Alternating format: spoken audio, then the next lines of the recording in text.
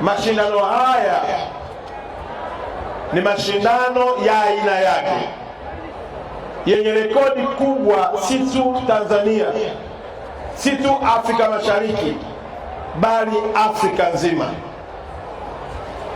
Nikiwa kama waziri mwenye dhamana, leo asubuhi nilimjulisha Daktari Samia Suluhu Hassan ya kwamba nimealikwa kuwa mgeni rasmi kwenye Kili Marathon.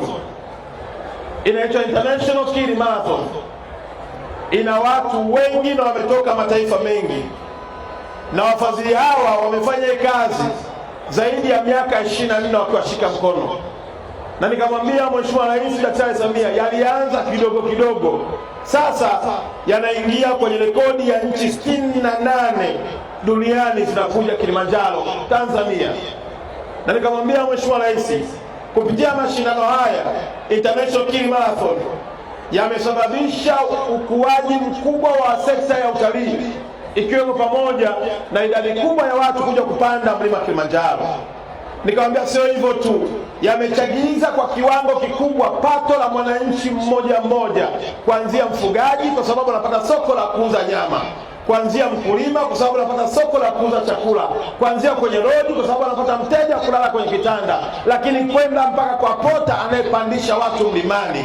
Daktari Samia ameniagiza mambo matatu yafuatayo. La kwanza, kwa kazi kubwa iliyofanyika, amesema mwakani yeye mwenyewe Daktari Samia Suluhu Hassan atakuja kwenye International Kili Marathon kushiriki nanyi kwenye riadha. Lakini jambo la pili, Daktari Samia amesema mwakani atatoa fedha taslimu kwa ajili ya zawadi ya wanayoshinda zaidi ya milioni 100 kuhakikisha kwamba zinakwenda kwa watu wanaoshiriki. Jambo la tatu, maagizo ya Daktari Samia amenielekeza ya kwamba maandalizi ya mwakani wizara yetu ishiriki 100%, na mabalozi wote walioko nje ya Tanzania, mabalozi wa Tanzania duniani kote watashiriki kufanya registration ya watu wote duniani kuja International Kili Marathon hapa kuja kushiriki nasi.